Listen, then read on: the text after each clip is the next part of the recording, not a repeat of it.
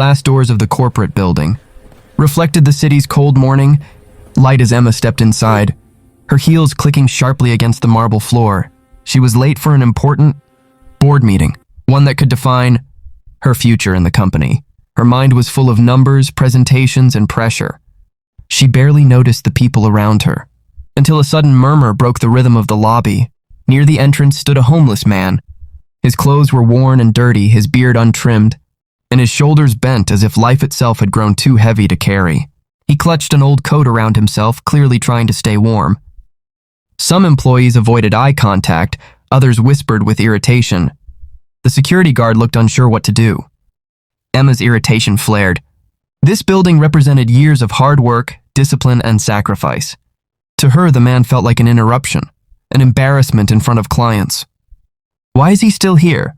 she asked sharply, turning to security. "He says he's looking for someone," the guard replied hesitantly. Emma didn't hesitate. "This is private property. Please remove him." The homeless man looked up at her when he heard her voice. His eyes widened slightly as if he recognized something familiar. He opened his mouth to speak. "Please," he said softly, his voice trembling. "I just need a minute." "Her name is Emma Carter." Emma froze.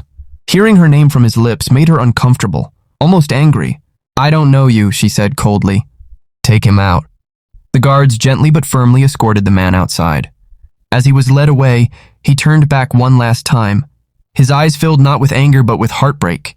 Emma shook the moment off and rushed to her meeting. But something was wrong. Throughout the presentation, her thoughts drifted. That voice, the way he said her name, the sadness in his eyes. A strange ache settled in her chest, one she couldn't explain. After the meeting, she stood alone by the window, staring down at the street below. Then she saw him. The homeless man sat on the cold pavement near the building, coughing violently. His body shook as he leaned against the wall. Something inside Emma cracked.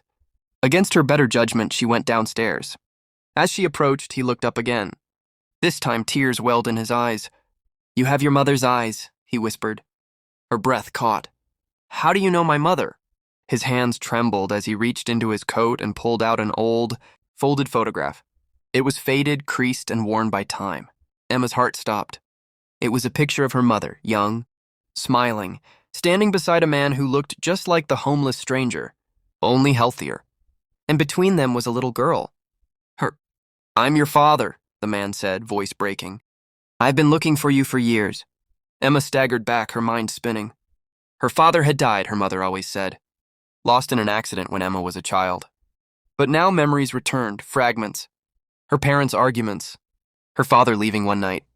Her mother crying. "My mother said you abandoned us," Emma whispered. He nodded slowly, shame flooding his face. "I made mistakes. I lost my job. I fell into debt. Then alcohol. Your mother tried to protect you from seeing me like that. She told you I was gone forever." Tears streamed down his face. "I got clean. I tried to find you, but life. It kept pushing me down." Emma fell to her knees in front of him, her expensive coat touching the dirty ground. "I threw you out," she sobbed. "I treated you like you were nothing." He reached out and gently touched her hand. "You didn't know," he said softly. "But seeing you today, knowing you're safe, successful, that's enough." But it wasn't enough for Emma. She helped him up, ignoring the stares of passers-by, and took him to a nearby hospital.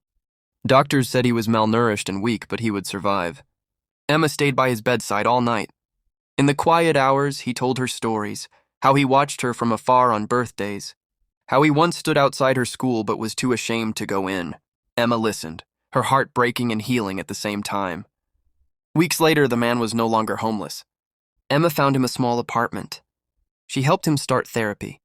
They shared meals, awkward conversations, and slow forgiveness. One evening, as they sat together watching the sunset, he smiled at her. "I never stopped loving you," he said. Emma leaned her head on his shoulder, tears in her eyes. "I almost lost you," she whispered. "But I won't ever let that happen again.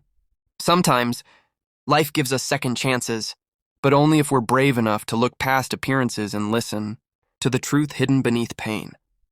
And Emma learned that day that the greatest mistake of her life became the beginning of her greatest redemption.